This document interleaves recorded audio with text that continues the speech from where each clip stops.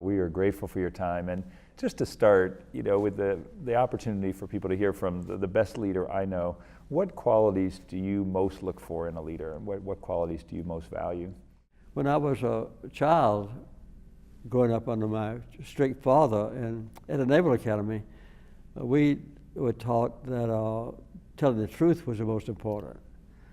Because at the Naval Academy, they used to teach us that your subordinates won't trust you if they know you lie or mistake the truth. And my daddy would punish me most severely if I ever denied doing something that he knew I did or told a falsehood about one of my sisters or so forth. So telling the truth was very important too. You have led at obviously the highest levels and in so many spaces. What encouragement would you give to Habitat leaders who are trying to affect change in their communities with never enough resources and in a tough environment right now for housing? Any advice you would give them? Well, one of the best advices I ever got was from my high school teacher, Miss Julia Coleman, who told me you must accommodate changing times, which all of us have to do, but cling to principles that never change. And each one of us during our lifetime, sometimes evolutionary, sometimes in a revolutionary way or instantaneously, decides on a principle in our life that we're going to maintain. I think one of the most profound changes in my life was when I decided to put my religious beliefs into practice and combine my efforts with Habitat for Humanity. And that's the best way I know to treat everybody the same, and also to help poor people and to show the essence of leadership. What first led you to Habitat, and maybe even more so, what keeps you coming back?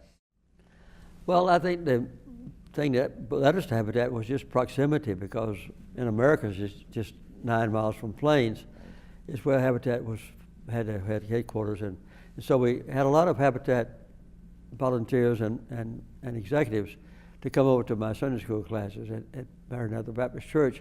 And I got to know them and admired them, and I learned slowly and surely what they wanted to do and what they were actually doing. And I saw then that the best way for me to try to put my religious faith into practical benefit to others was through Habitat. We all are taught with a common commitment that we should treat everybody equally and try to help the poor people who are in need to have a better way to life. And the best way for a poor person to have a better way of life is to get out of a substandard housing and to be able to live and to raise a family within a decent home. And that's what Habitat has done very, very successfully. I think if I had to just say one thing out of many, it would be the emotion that we feel at the end of every Habitat project when we see a family who has lived in a destitute housing project and paid high rent and been ashamed of, children have been ashamed to come home and bring friends, and see them have a decent and attractive home. And I think this has been the main thing that's kept us coming back. It's just a matter of seeing in a very practical way how our small effort personally and the leadership God has granted us to attract other people to join us and to see the gratification there. I've never been to a Habitat project yet where when I came home afterwards, I didn't feel that I got a lot more out of it than I put into it. And that, I think almost every Habitat volunteer that I've talked to says the same thing. If they don't agree with me, they probably don't talk to me. But yeah, I think that's the main thing. You get so much out of Habitat. Everybody's working hard, and some rich, some poor, some expert builders, some novices, but everybody working on the same project. And seeing the goal achieved is another great thing.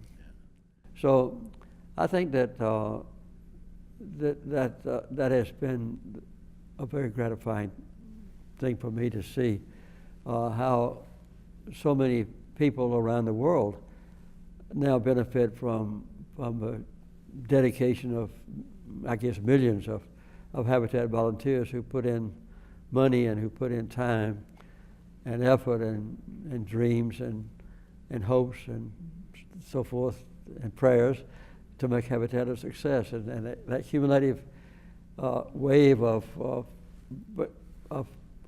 beneficent feeling appeals to individuals and to the collective group that are involved in it.